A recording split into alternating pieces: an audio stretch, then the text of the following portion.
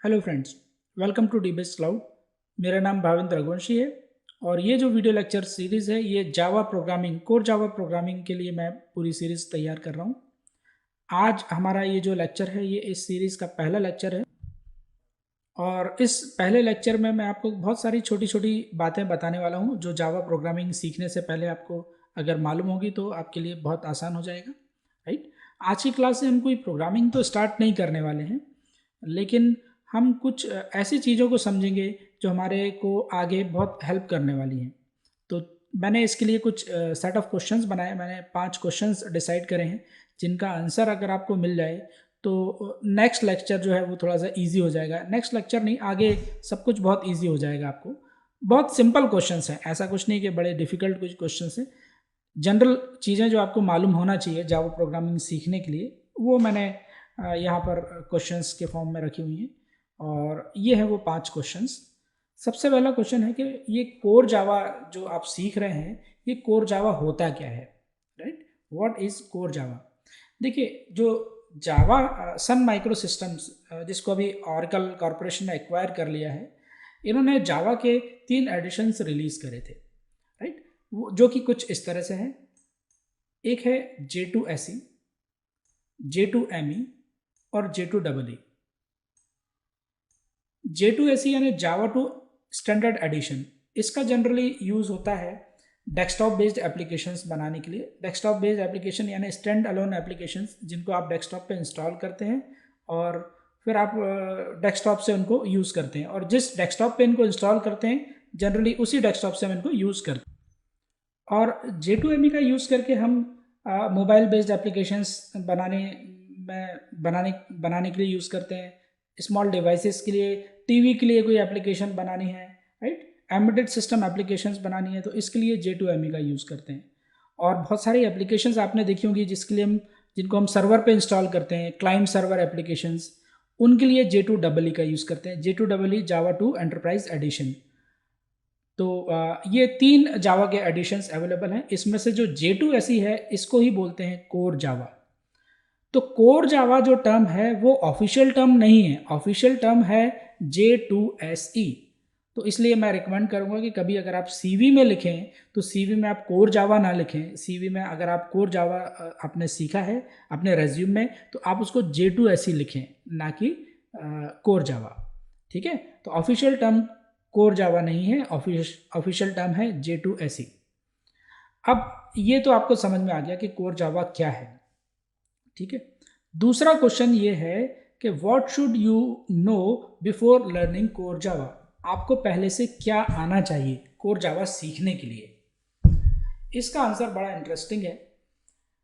कई बार आपने सुना होगा कि कोर जावा सीखने के लिए पहले सी प्रोग्रामिंग लैंग्वेज आना चाहिए, C++ आना चाहिए, पर मेरा ऐसा मानना बिल्कुल नहीं है। मेरा मानना है कि कोर जावा सीखने के लिए आपको सिर्फ ये मालूम होना चाहिए कि आपके पास जो सिस्टम है उसको स्टार्ट कैसे करते हैं। इसके अलावा कोर जावा सीखने के लिए कुछ भी नहीं आना चाहिए।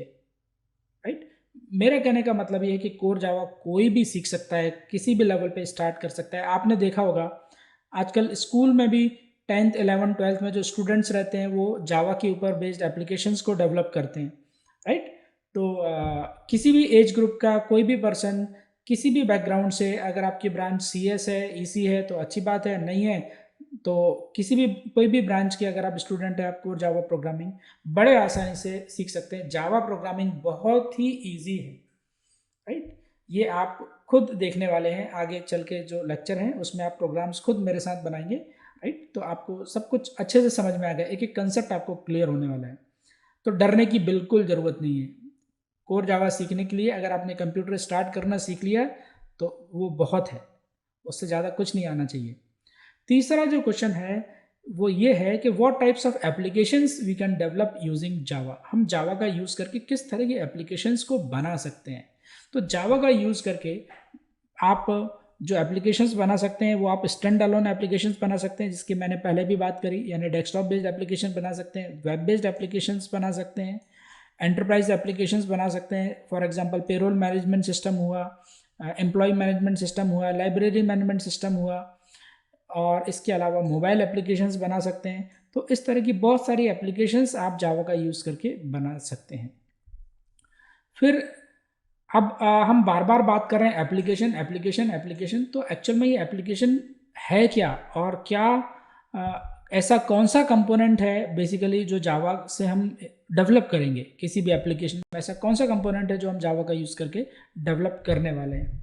ठीक है, तो मैं आपको बताऊं, किसी भी एप्लीकेशन को जिसको हम बनाते हैं, वैसे तो उसके बहुत सारे कंपोनेंट्स होते हैं, लेकिन आपको समझाने के लिए मैं सिर्फ उसके दो कंपोनेंट्स की बात करूंगा। एक होता है फ्रंट एंड और दूसरा होता है बैक एंड। तो सबसे पहले हम देखते हैं कि फ्रंट एंड होता क्या है, किसी भी एप्लीकेशन में फ्रंट एंड होता क्या है। वैसे आपने एप्लीकेशंस बहुत सारी यूज़ करी होंगी, जैसे IRCTC एक जो एप्लीकेशन है जिससे हम रेलवे टिकट बुक करते हैं, राइट। आप फेसबुक का यूज़ करते हैं, आप गूगल सर्च इंजन एप्लीकेशन का यूज़ करते हैं। तो किसी भी एप्लीकेशन में ये दो कंपोनेंट्स जरूर होते हैं, एक होता है फ्रंट एंड ऑफ एप्लीकेशन, एक होता है बैक एंड। तो सबसे पहले अपन समझते हैं कि व्हाट इज़ फ्रंट एंड, और इसको समझाने के लिए मैं आपको गूगल एप्लीकेशन का एग्जांपल लेके इसको समझाऊंगा। देखिए, जब भी आपको गूगल यूज़ करना रहता है तो आप URL टाइप करते हैं गूगल एप्लीकेशन की, तो आपके सामने एक इंटरफेस ओपन हो जाता है, राइट। सपोज ये एक यूज़र है स्टीवन, तो if Steven is using Google application, right, by typing this URL, then this interface of application is known as front end. तो फ्रंट एंड क्या होता है, किसी भी एप्लीकेशन का एक ऐसा एंड जो यूजर के फ्रंट में हो, उसको अपन बोलते हैं फ्रंट एंड। इस एप्लीकेशन में इस फ्रंट एंड को बनाने के लिए जो टेक्नोलॉजीज यूज होती हैं उनके बारे में मैं अभी आपको बताने वाला हूँ। ये फ्रंट एंड बनता कैसे है, राइट। लेकिन फ्रंट एंड को जनरली क्या बोलते हैं, यूजर इंटरफेस बोल सकते हैं हम। Front end is a part of software or website that uses that a user sees on the screen, right। दूसरा, interface between user and application. तो फ्रंट एंड, इस तरह के पेजेस को अपन फ्रंट एंड बोलते हैं। अगर आप भोपाल लिख के सर्च की प्रेस करेंगे तो भोपाल स्पेसिफिक इंफॉर्मेशन डिस्प्ले होने लगेगी कि दूसरे पेज पे, तो वो दूसरा जो पेज है वो भी फ्रंट एंड है, वो भी इंटरफेस है। तो ये सारे हैं फ्रंट एंड। और फ्रंट एंड बनाने के लिए जो हम टेक्नोलॉजीज का यूज़ करते हैं वो HTML का यूज़ करते हैं, CSS का यूज़ कर सकते हैं, जावास्क्रिप्ट का यूज़ कर सकते हैं। तो किसी भी वेब एप्लीकेशन का अगर आपको इंटरफेस डिज़ाइन करना है तो either you have to use HTML, CSS and JavaScript. तो ये सारी फ्रंट एंड टेक्नोलॉजीज हैं। अब अपन बात करते हैं कि बैकएंड क्या होता है, राइट। What is backend. देखिए, the backend of a website consists of server and an application and a database, right। तो बैकएंड क्या होता है, जब भी हम यहाँ पर भोपाल लिखेंगे और सर्च की प्रेस करेंगे तो भोपाल स्पेसिफिक इंफॉर्मेशन डिस्प्ले होने लगेगी, ये तो मालूम है आपको। लेकिन उस इंफॉर्मेशन को कहीं ना कहीं गूगल ने स्टोर करके तो रखा होगा, और इंफॉर्मेशन को जब जहाँ पर भी हम स्टोर करते हैं उसको बोलते हैं डेटाबेस। तो एक चीज तो बैकएंड जिसको हम कंसीडर कर सकते हैं वो है डेटाबेस, राइट। यानी जो भी कुछ सर्वर पर है, सर्वर साइड, जो सिस्टम पर, यूजर के सिस्टम पर जो नहीं है, राइट, और जो जिसकी जो पूरी प्रोसेसिंग, जो पूरा एप्लीकेशन जो सर्वर पे स्टोर है उसको हम बोलेंगे बैकएंड। तो backend can be your application और database. Not only that, the business logic of application that you have stored on server is also backend, right। जो फॉर एग्जांपल बिजनेस लॉजिक से मैं यहाँ पर समझाने की कोशिश करता हूँ। जब आप भोपाल लिखते हैं, सर्च की प्रेस करते हैं तो भोपाल स्पेसिफिक इंफॉर्मेशन ही डिस्प्ले होती है, राइट। वैसे गूगल के पास तो भोपाल, इंदौर, जबलपुर, पुणे, दिल्ली, हर सिटी की इंफॉर्मेशन है। लेकिन भोपाल लिखकर सर्च किया तो सिर्फ भोपाल स्पेसिफिक इंफॉर्मेशन डिस्प्ले हो रही है। इसका मतलब कहीं ना कहीं इस एप्लीकेशन में कुछ लॉजिक भी एग्जिस्ट करता है, और वो लॉजिक सर्वर पे हो सकता है स्टोर हो, right, in the form of procedures. बहुत सारे तरीके हैं सर्वर पे बिजनेस लॉजिक को स्टोर करने के लिए, राइट। तो वो कहलाता है बैकएंड।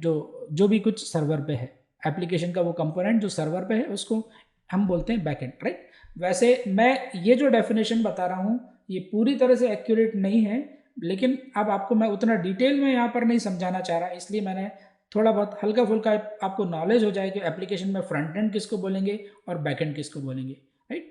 तो हम बेसिकली जावा का जो यूज़ करेंगे वो हम बैक एंड यानी बिजनेस लॉजिक को लिखने के लिए हम यहाँ पर यूज़ करेंगे। तो ये एक इंट्रोडक्शन वीडियो था, बहुत हल्का फुल्का इंट्रोडक्शन मैं यहाँ पर आपको देना चाह रहा था कि क्यों किस तरह की एप्लीकेशंस को आप जावा से डेवलप कर सकते हैं, कोर जावा क्या है ये मैंने यहाँ पर आपको बताया, जावा सीखने के लिए आपको क्या आना चाहिए, राइट। तो ये आपको मैंने बता ही चुका हूँ कि सिर्फ सिस्टम चालू करना आना चाहिए, और दो और मैंने पॉइंट जो डिस्कस करे वो है फ्रंट एंड क्या होता है और बैक एंड क्या होता है। तो आई होप कि ये सारी चीज़ें आपको समझ में आई होंगी। तो नेक्स्ट वीडियो से जो लेक्चर है नेक्स्ट, उससे हम थोड़ा और डिटेल में बात करना चालू करेंगे। तो आपको अगर ये मेरे सारे लेक्चर्स पसंद आते हैं तो मेरे इस चैनल को सब्सक्राइब करिए और लाइक करिए और शेयर करिए। Thanks for watching, see you in the next video.